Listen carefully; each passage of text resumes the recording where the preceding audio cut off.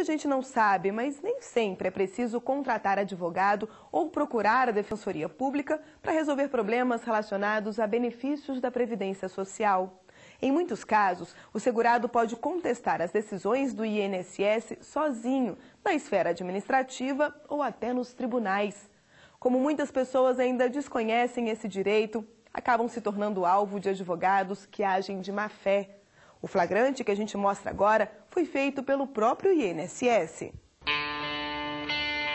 Dona Júlia tem 72 anos. 41 deles foram ao lado de um industriário. A união nunca foi registrada oficialmente em cartório. Quando ele morreu em 2013, ela procurou o INSS para receber a pensão, mas o pedido foi negado. Dona Júlia resolveu seguir o conselho de uma amiga e procurar a orientação de um advogado. Ele se interessou pelo caso e disse que eu tinha até direito.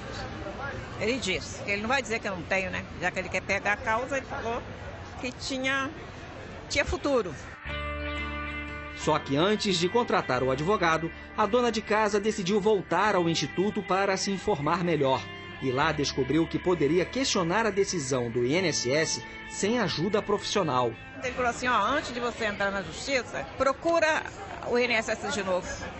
Foi quando eu preenchi esse recurso, a junta de recursos da Previdência Social. Mas Dona Júlia é exceção. Não são raros os casos de quem, por falta de informação, contrata advogados para dar entrada nos pedidos de benefícios. Estas imagens foram gravadas na porta da Agência da Previdência em Duque de Caxias, na Baixada Fluminense. Aqui encontramos os chamados zangões, como são conhecidas as pessoas que distribuem folhetos de escritórios de advocacia. Eles abordam segurados sem nenhuma cerimônia. Você vai fazer uma perícia, aí vamos supor que você tenha tido uma negativa, né, por uma falta de documentação ou por alguma situação. Quando você sai da agência, a senhora conseguiu benefício? Não, então vamos ali no escritório tal, toma esse aqui, você liga, a gente pode resolver, entendeu? E eles vão para aliciar mesmo. E infelizmente algumas pessoas ainda caem nessa história. Com promessas de facilidades, até a mãe dela já foi alvo dos aliciadores. Passou na gerência, né, veio comigo, e aí na hora que ela estava indo embora, ela foi abordada. A senhora conseguiu algum benefício? Quer e tal? Ela não. Aí, não, minha filha trabalha aqui, pegou e saiu e foi embora, né? Uma dessas propagandas chegou às mãos de um gerente do INSS, que decidiu denunciar a prática. O texto dizia: deseja se aposentar? Se o pagamento foi suspenso, conheça seus direitos. Fale com quem resolve. Mais de 25 anos de experiência.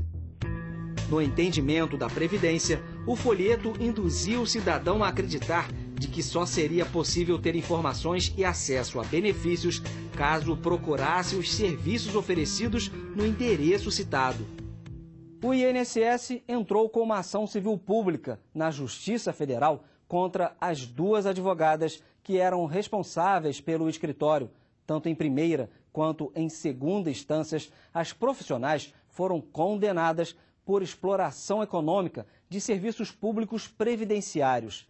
A Justiça entendeu que foram violados, ao mesmo tempo, dispositivos da Constituição Federal, do Código de Defesa do Consumidor e regras de publicidade definidas pela Ordem dos Advogados do Brasil.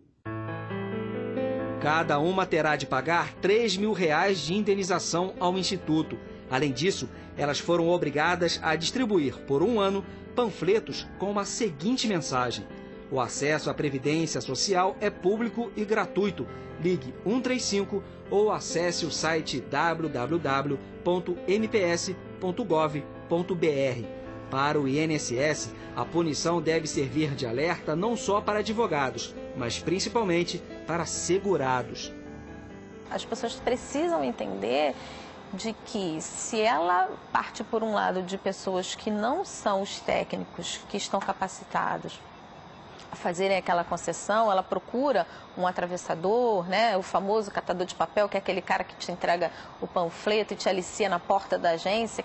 No final da história, ela é que vai ser maior prejudicada. As irregularidades são ainda mais graves quando os dados recolhidos por esses atravessadores são usados para cometer fraudes. Em janeiro deste ano, também em Duque de Caxias, um homem foi preso no momento em que sacava benefícios numa agência bancária. Com ele, a polícia encontrou identidade, CPF e o cartão do banco falsos. Outros 7 documentos de pessoas que sequer existiam também foram apreendidos. As investigações mostraram que a fraude já havia causado prejuízo de R$300 mil aos cofres públicos. De acordo com a Previdência, aposentados e pensionistas são o alvo mais frequente de quadrilhas como essa. Mas o Instituto tem contado com a ajuda da Polícia Federal para diminuir o número de casos. Elas utilizam o nome de várias. A gente já teve algumas situações que a Polícia Federal encaminhou para a gente, de uma pessoa usando vários documentos, e aí ela pega, ela dá entrada aqui, aí ela dá entrada em Niterói, aí ela dá entrada na Centro, ela dá na Norte, ela dá em Campos, ela dá em São Paulo, entendeu? Coisas que vêm, de outro estado, essa pessoa está falsificando o documento, está dando entrada, entendeu? Mas existe essa comunicação entre a gente para que a gente tenha essa atenção e aí possa estar barrando, entendeu?